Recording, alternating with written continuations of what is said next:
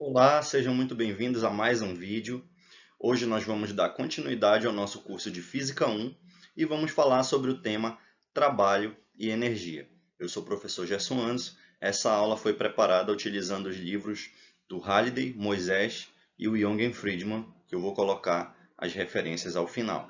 Então vamos ao vídeo. A nossa aula vai obedecer a seguinte sequência. Primeiro, eu vou falar os objetivos e os pré-requisitos necessários, né? O objetivo dessa aula e os pré-requisitos para compreendê-la. O núcleo da nossa aula está na parte 2, onde a gente vai falar o conceito de trabalho na física, que difere um pouco do conceito cotidiano da palavra trabalho. Trabalho e energia cinética, falar sobre forças variáveis e fechar com o conceito de potência. E aí na parte 3 a gente faz a conclusão e apresenta as referências. Os objetivos. Então, ao final dessa aula, espera-se que o aluno seja capaz de se familiarizar com os conceitos de trabalho e energia na física, aplicar os conceitos abordados na resolução de problemas e exercícios e também perceber como esses conceitos estão presentes em situações do cotidiano. Para compreender bem esse assunto, é necessário algumas noções de matemática, né? Principalmente cálculo vetorial, vai aparecer um pouquinho ali quando a gente precisar trabalhar com as forças, porém o trabalho e energia, por serem grandezas escalares, que nós vamos falar mais à frente, eles não usam tanto, na verdade, essa noção de cálculo vetorial. E também algumas noções de cálculo diferencial e integral, particularmente a integral, que vai aparecer aqui quando a gente for calcular o trabalho de uma força. Agora, já adentrando aqui no nosso assunto propriamente dito, a primeira coisa que temos que definir é o que é trabalho na física, né? Bom, no dia a dia a gente usa essa palavra trabalho quando eu falo assim, vou ao meu trabalho, ou estou indo ao trabalho. Ou ainda quando a gente quer falar assim, tal coisa deu trabalho para fazer, né? Isso aqui é trabalhoso. Quando a gente usa essa palavra no cotidiano, a gente quer dizer que é um esforço que está sendo realizado para executar uma tarefa. Tá beleza? Então, quando eu falo que algo deu trabalho, é porque demandou uma certa quantidade de esforço ali. Aqui na figura a gente tem, por exemplo, duas situações. Uma pessoa carregando umas sacolas, provavelmente vindo do supermercado, né? E alguém na academia levantando um halter. Nessa situação, existe um trabalho também envolvido, um esforço, né? Para realizar. Porém, na física, a gente define o trabalho de uma forma um pouco mais precisa, que é trabalho é a energia transferida para um objeto ou de um objeto através de uma força que age sobre o objeto. Então pensa bem, nesse caso aqui, ó, quando a pessoa carrega a sacola ou quando ela levanta os halteres, ela está aplicando uma força sobre o objeto e essa força está fazendo com que o objeto se desloque de um ponto a outro, ele se movimente.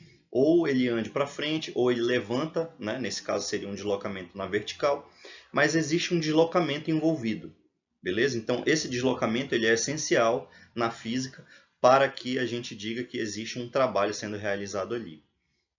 No caso dos halteres em específico, se a pessoa mantiver o halter numa certa altura, segurando, a gente macroscopicamente fala que nenhum trabalho está sendo realizado, porque não houve deslocamento, né? O objeto se manteve em posição de repouso. Mas aqui gera a primeira pergunta que muitos estudantes têm. Mas como assim não gera trabalho? Porque cansa você manter o halter numa mesma posição, né? Aí, nesse caso, a gente está se referindo ao esforço necessário, porque as nossas fibras musculares elas vão estar sendo contraídas ali para poder manter o halteres ali naquela altura.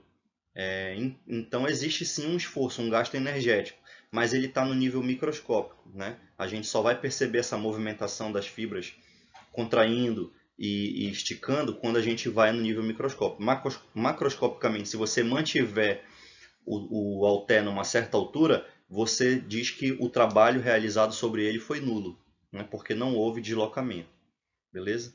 Então, quando essa força atua sobre um objeto e faz ele se mover de um ponto a outro, desloca o objeto, ela está transferindo energia para o objeto. Mais à frente a gente vai dizer que essa energia é uma energia cinética, tá bom? É uma energia associada ao movimento. Então, quando essa força transfere energia para o objeto, o trabalho é positivo. Já quando essa força retira energia do objeto, vamos imaginar o caso de uma força de atrito. né? Ela retira energia cinética do objeto e faz ele frear. Ele está se movendo e ele diminui a velocidade. Aí seria um trabalho negativo, beleza?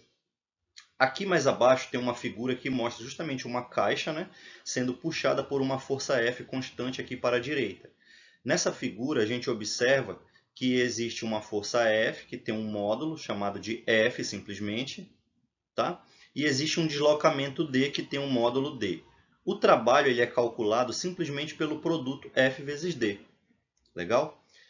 E então as unidades de trabalho vai ser o produto das unidades de força vezes a unidade de deslocamento, de distância, beleza? Então a unidade de força é o Newton e a unidade de distância é o metro no sistema internacional. Portanto, 1 joule, que é a unidade de trabalho, vai valer exatamente 1 Newton metro. Legal? Tomem cuidado com a nomenclatura, não é Newton por metro, é simplesmente Newton metro. Newton por metro seria se você tivesse Newton sendo dividido por metro. Legal? Mas aqui é uma multiplicação. Agora, caso essa força não esteja na mesma direção do deslocamento, ela pode estar fazendo um ângulo com a direção do deslocamento, correto? Imagina um garotinho puxando um carrinho de brinquedo com uma cordinha. Então a força está aqui, ó, como nesse exemplo, na diagonal. Legal? E o deslocamento é para frente aqui, no caso para a direita. Então elas não estão na mesma direção. Uma está na horizontal e a outra está formando um certo ângulo com a horizontal. Então como é que a gente calcula o trabalho nesse caso? Agora nessa fórmula aqui da direita a gente vai ver que aparece um cosseno de φ. Esse φ é o ângulo entre a força e o deslocamento. Legal? Então o trabalho ele é na equação mais geral, né, dele, mais geral do que aquela anterior que vimos no slide passado, vai ser então F vezes D vezes o cosseno de φ. Aí se a força estiver na mesma direção do deslocamento, é fácil ver que a gente volta para aquela equação anterior, porque nesse caso aqui o ângulo seria 0 e o cosseno de 0 é 1, então o trabalho ficaria só FD. Né? Então aquela equação anterior é um caso particular dessa aqui mais geral. E essa expressão FD cosseno φ nada mais é do que o produto escalar entre F e D, que a gente viu lá no início do nosso curso de Física 1, quando estudamos vetores, certo? Então olha só que curioso. Por ter um ângulo aqui envolvido, esse ângulo vai ser o que vai fazer diferenciar o sinal do trabalho. Né? Então a gente pode perceber se o trabalho é positivo ou negativo apenas olhando para esse ângulo aqui. Então aqui na figura tem as situações. Ó. Quando a força F possui uma componente, essa componente aqui, que ela está na direção do deslocamento, então o trabalho vai ser positivo, porque o ângulo aqui, o φ, vai ser um ângulo agudo, que é um ângulo que está entre 0 e 90 graus. Já quando a força F possui uma componente que está na mesma direção do deslocamento, porém no sentido oposto, então observa, na situação do meio aqui, a gente tem uma força F com uma componente para trás e o deslocamento é para frente. Então o ângulo entre eles, o φ, é 180, entre essa componente aqui e o deslocamento. Nesse caso, o sinal vai dar negativo, beleza? O trabalho vai ser negativo. Não, 180 seria se a própria força F fosse na horizontal para a esquerda. Nesse caso aqui eu estou falando simplesmente da componente, tá? Então, não necessariamente o φ seria 180, mas ele seria um ângulo entre 90 e 180, legal? E agora, nessa terceira situação, a gente tem o φ exatamente igual a 90 graus. E nesse caso, o cosseno de 90 é zero, como a gente bem conhece lá da trigonometria, tá bem? Então, nesse caso aqui, essa força não realiza trabalho. Essa força aqui, quando ela é perpendicular à direção do deslocamento, ela não realiza trabalho, beleza? Então, para calcular o trabalho que uma força realiza sobre um objeto quando este sofre um deslocamento, usamos apenas a componente da força paralela ao deslocamento. Então, por exemplo, se o deslocamento aqui na figura está na horizontal, só vai importar a componente horizontal. A componente da força perpendicular ao deslocamento não realiza trabalho. A gente falou lá no início que quando eu aplico uma força sobre um objeto e faço ele se mover, eu estou dando energia para esse objeto, correto? Que energia é essa? é uma energia que os objetos têm simplesmente por ter velocidade. Então, quando o objeto está se movendo, ele tem uma velocidade, né, em relação a algum referencial e, portanto, ele tem uma energia chamada cinética. Essa energia cinética ela é calculada através dessa expressão aqui, K igual a 1 meio de mv², e observe que ela é proporcional ao quadrado da velocidade, né? Então, se um objeto ele tem o dobro da velocidade, ele vai ter 4 vezes mais o valor da energia cinética. Se você aumenta 3 vezes a velocidade de um objeto, a energia cinética vai aumentar 9 vezes, né? Que é 3 ao quadrado. Beleza? E essa energia cinética, por vezes, ela é representada pela letra K, de kinetic, do inglês, ou e por vezes ela é representada pela letra E, às vezes com um Czinho assim subscrito, beleza? Dependendo do livro, a referência que você usa pode ter essas diferentes notações.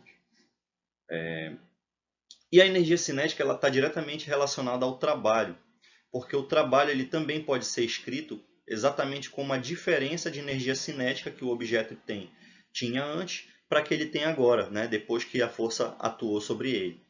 Então, o trabalho ele pode ser escrito como a energia cinética final menos a inicial. Então, o teorema trabalho-energia, ele afirma o seguinte, ó, isso que está escrito aqui, em amarelo. O trabalho realizado por uma força sobre um objeto é igual à variação da energia cinética sofrida por esse objeto. Então, observa, o trabalho então ele tem duas funções, basicamente, né? Ou ele tem a função simplesmente de deslocar um objeto, como a gente viu lá no início, ou também o trabalho pode ser realizado para acelerar um objeto. Quando eu falo acelerar, eu já estou incluindo também o desacelerar, né? Porque a aceleração ela pode ser tanto positiva como negativa. Legal? Falando em notação, o trabalho também em alguns textos aparece como a letra tal, beleza? Mas é muito comum a gente representar o trabalho pela letra W, que vem da palavra work em inglês, certo?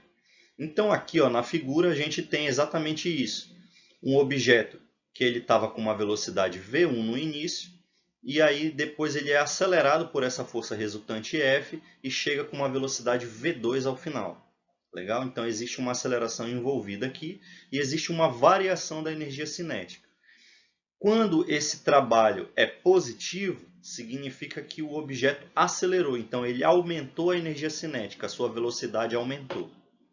Quando o trabalho é negativo, o objeto desacelerou, então ele diminuiu a sua energia cinética, portanto a variação da energia cinética também é negativa.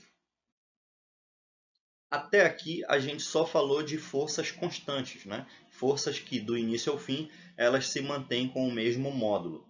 Mas a maioria das forças da natureza não são constantes, tirando poucos exemplos, como o da força-peso, né? Mas a maioria das forças, como eu disse, são variáveis. Um exemplo de força variável é a força exercida por uma mola, né? A força exercida por uma mola, ela é maior ou menor dependendo do quanto você contrai ou estica a mola, não é verdade? Que é o dado lá pela lei de Hooke. Mas a gente vai falar um pouco mais sobre a mola no próximo slide. Nesse slide aqui eu quero dizer para vocês o seguinte, ó. Quando uma força varia, a gente tem que usar uma técnica especial para calcular o trabalho. Essa técnica vai envolver uma integral. Mas é mais fácil de ver isso através de um gráfico, certo? Então observe. Aqui nós temos uma situação, nessa figura da esquerda, onde um objeto está sendo puxado por uma força aqui para a direita. Legal? E essa força ela tem um módulo variável. Então ela tem olha, observa que o vetor aqui ele tem um certo comprimento, né, no início, e depois ele aumenta. Então a força aumentou. Beleza? E essa força, né, eu tenho que multiplicar pela distância aqui para achar o valor do trabalho. Só que, se essa força fosse constante, eu vou usar uma outra cor aqui, ó, só para diferenciar. Se a força fosse constante, ó, o gráfico de uma força constante é simplesmente uma linha reta aqui na horizontal. Beleza? Seria muito fácil calcular o trabalho, porque a gente aprendeu que o trabalho ele é a força vezes o deslocamento. Então, onde está a força aqui? A força estaria no eixo vertical. Então, ela seria esse tamanho aqui, ó. Beleza? Já o deslocamento ele está no nosso eixo horizontal. Então, ele seria esse tamanho aqui da nossa linha da esquerda para a direita. Então, o trabalho é o produto da força pelo deslocamento. Então, ele é exatamente igual à área desse retângulo. Porque, ó, base vezes altura. Né? A altura é a força, a base é o x aqui, nosso deslocamento. Tá bom? Aqui, esse deslocamento também ele pode sofrer diferenças de notação. Legal? Aqui ele pode ser representado como D, às vezes ele aparece como X, às vezes como R, beleza? Então, fiquem atentos aí a essas diferenças. Vamos lá. Então voltando, né? Aqui o trabalho ele poderia ser calculado como a área desse retângulo se a força fosse constante, porque é simplesmente base vezes altura. Mas a gente não tem uma força constante. A gente tem uma força variável, que é essa força que está aqui desenhada na figura. Olha só como é que é o módulo dela. O módulo dela varia segundo essa curva, né? Que está representada aqui. Então, como calcular essa área?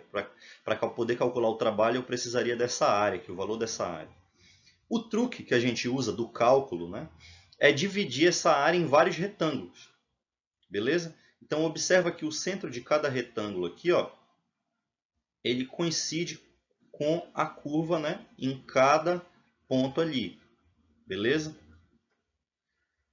E se eu calcular a área de todos esses retângulos, usando base vezes altura para cada um deles, eu tenho uma área aproximada do que está sob a curva ali. Mas existe uma pequena diferença que são esses triângulozinhos brancos aqui, ó. Tanto uma parte que falta para a área, como uma parte que sobra aqui do outro lado. Eu consigo diminuir esse erro, deixar mais preciso essa minha aproximação, se eu diminuir a espessura desse retângulo. Né? Esse ΔX, que seria a base de cada retângulo aqui, ó, eu posso fazer ele cada vez mais pequeno, de forma que, ao somar todos os retângulos, eu tenho praticamente a área da curva.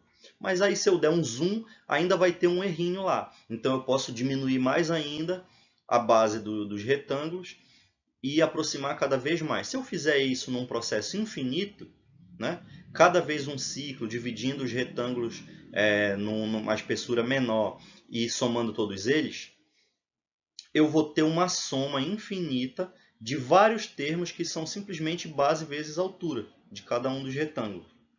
Como é que a gente representa isso no cálculo? A gente representa através de uma integral, que é esse símbolo aqui que está mostrado no meio do slide, tá? Então, esse Szinho estilizado aqui representa a integral, né? E ele quer dizer o seguinte, que o trabalho ele é numericamente igual, né, à área sob a curva, beleza? Então, o trabalho ele é numericamente igual à área sob a curva. E ele é calculado através da integral da função f dx, beleza? Esse dx representa esse ΔX aqui, só que no limite em que o ΔX tende a zero. Ele não chega a se anular, mas ele vai sendo diminuído até chegar num valor que a gente chama infinitesimal. Beleza? Então, conhecendo a forma da função f, eu posso integrar aqui e calcular o trabalho. Esses valores aqui, ó, acima e abaixo, são os nossos limites superior e inferior. Eles representam a fronteira de tanto até tanto aonde eu estou fazendo a minha integral. Então, nesse caso aqui, ó, se a gente quiser calcular daqui até aqui na figura, né, nessas linhas pontilhadas, a gente tem os nossos limites. Se eu quiser calcular também a integral só nesse trecho do meio, eu precisaria falar um outro x aqui, ó, vou chamar de x3 e x4, que seriam os nossos novos limites. Legal? Vamos verificar agora um caso de uma força variável muito especial, que é a força elástica. Então, a força elástica ela pode ser, por exemplo, a força de uma mola, né? Mas também pode ser de um estilingue, de uma película em cima de um tambor, por exemplo, tá bem? Uma borracha. Então, aqui na figura da esquerda, a gente está vendo uma pessoa que ela inicialmente tinha uma mola aqui não distendida, né? Ou como a gente fala, relaxada. E aí a pessoa foi lá e distendeu a mola de uma certa quantidade x para a direita. Esse x representa então o quanto a mola foi distendida. Legal? ou deslocamento, né? Existem várias maneiras de você falar sobre isso. A força que essa mola vai exercer para tentar puxar ela para a posição original de novo é uma força proporcional a esse deslocamento, né? Então a pessoa, quanto mais ela tenta esticar a mola, mais difícil fica, tá? Então ela tem que fazer uma força que é Kx. E a força que a mola exerce é menos essa força, menos esse Kx, beleza? Isso aqui vem da nossa lei de Hooke, certo? Lei de Hooke, que vai chamar essa força então de força restauradora. Porque se ele tentar comprimir a mola ao invés de esticar, a força da mola vai estar para o outro lado, né? Então a força sempre vai se opor ao sentido do deslocamento. Beleza? Observa que essa força aqui, da lei de Hooke, ela é F igual a menos Kx, beleza? Ó, a força da mola é menos Kx, mas a força que a pessoa exerce é simplesmente Kx, tá? Então ela é proporcional a x elevado a 1, né? Não é x elevado ao quadrado nem ao cubo. Então é uma função afim. Se ela é uma função afim, o gráfico dela é uma reta. Legal? Então esse aqui é o gráfico, ó, da força que a pessoa exerce para esticar a mola. Então ela é uma força linear, beleza? E a área sob a curva vai ser simplesmente a área de um triângulo, né? E como é que é a área de um triângulo? A área de um triângulo, vou chamar assim, ó, a área de um triângulo, ela é meio da base vezes a altura. Se eu souber que a nossa base aqui é o x, né, que é o deslocamento, e a altura for a força aqui, ó, a força é kx. Então, metade dessa base vezes a altura, o trabalho vai ser meio de kx quadrado. Então, meio de kx quadrado é o trabalho, nesse caso, no exemplo de uma força elástica. Beleza? Mas aqui a gente nem precisou fazer integral nenhuma, porque a força tinha um formato aqui conhecido, né? A força é representada por uma reta e a área sob a curva é simplesmente a área de um triângulo. Se for uma força constante, aí é o caso da figura da direita, beleza? A força é uma constante, que está aqui do lado, ó, e a área da figura, nesse caso o trabalho, vai ser simplesmente a área de um retângulo, base vezes altura. Então você só vai, na prática, precisar fazer mesmo a integral quando você tiver um outro formato de curva que não seja um f igual a kx ou um f constante, beleza? Então, se tiver uma força que seja, digamos, alguma coisa, vou chamar aqui de ax ao quadrado, né? Ou ao cubo, a quarta potência, você vai ter uma força com outro formato. Então, aí para você calcular essa área aqui, você vai precisar fazer a integral. Portanto, quando você atua com uma força sobre um objeto e promove um deslocamento ou uma aceleração, você realiza um trabalho sobre esse objeto. Isso a gente já viu, está entendido. Beleza. Mas isso leva um tempo, né? Essa realização do trabalho, ali pela força, ela atua dentro de um certo intervalo de tempo ΔT. Então aqui a gente precisa definir uma outra grandeza, que é o quanto de trabalho eu consigo realizar em cada intervalo de tempo. Essa grandeza é representada pela potência, beleza? Lá no ensino médio, a gente já estudou que a potência ela era a energia sobre o intervalo de tempo. Aqui a gente vai ver que essa energia vai ser substituída pelo trabalho sobre o intervalo de tempo. Mas está correto, porque o trabalho ele também é uma forma de energia, uma energia que está sendo trocada ali, né? Ou doada ou retirada do objeto mediante a aplicação de uma força. Mas é uma energia também, uma energia sendo trocada mecanicamente. Legal? Tanto é que eles têm a mesma unidade, beleza? Então aqui para a gente a potência ela vai ser o trabalho sobre o tempo. Beleza. Observa que aqui tem um delta. Então essa potência aqui é uma potência média. Então se eu pegar o deslocamento total, peguei lá o instante inicial, o instante final, calculei a diferença de trabalho no início ao fim e quanto foi o trabalho realizado e o intervalo de tempo. Dividi um pelo outro, eu calculo a potência média. Ok, mas a força pode ser variável, não é? Então, de ponto a ponto, esse trabalho ele pode variar de formas diferentes. Então, eu precisaria calcular a potência instantânea. Quando eu faço isso, eu tenho que aplicar um limite aqui, e então essa minha expressão de cima ela vai ser substituída por essa expressão dw dt, que também se refere a uma variação, só que agora uma variação infinitesimal, né? Fazendo esse intervalo de tempo tender a zero. Então eu consigo calcular num instante específico qual é a potência que está sendo desenvolvida ali pelo sistema, beleza? Então o trabalho é a potência instantânea é a taxa de realização de trabalho relativa ao tempo. Legal? Existe uma outra forma de você calcular a potência, que é simplesmente fazendo o produto escalar da força pela velocidade também. Então, alguns problemas se tornam mais fáceis de resolver se você aplicar aqui simplesmente conhecendo a força que está atuando sobre o objeto e conhecendo a velocidade, você aplica o produto escalar e aí o valor da potência sai direto. Beleza? Já se encaminhando agora para a nossa parte final, cabe falar da importância de trabalho, energia e mecânica, tá bem? Além da importância de a gente entender como funcionam essas trocas energéticas, né, como que as forças atuam sobre os objetos, a nossa principal importância aqui para o estudo de Física 1 é que o conceito de trabalho e energia ajuda a gente a resolver alguns problemas que só pela abordagem clássica de leis de Newton não teriam solução ou a solução seria muito mais complexa. Fora que eles trazem a vantagem também de você não precisar trabalhar sempre com vetores. A maioria dos problemas são resolvidos diretamente usando trabalho e energia e o resultado vai dar um escalar. Então nem sempre você vai ter esse trabalho todo de ter que decompor forças, né? E aplicar a segunda lei de Newton para cada uma das direções, beleza?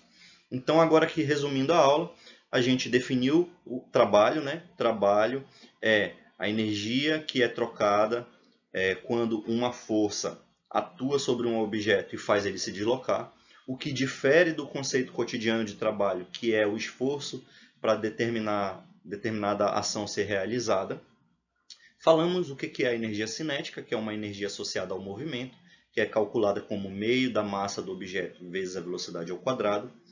E explicamos que existe uma relação chamada teorema trabalho-energia, energia cinética, que é que o trabalho realizado por uma força é igual, né, à diferença da energia cinética desse objeto. Por fim, a gente deu alguns exemplos de forças variáveis e como a gente usa a integral para resolver esses problemas e falamos sobre a potência.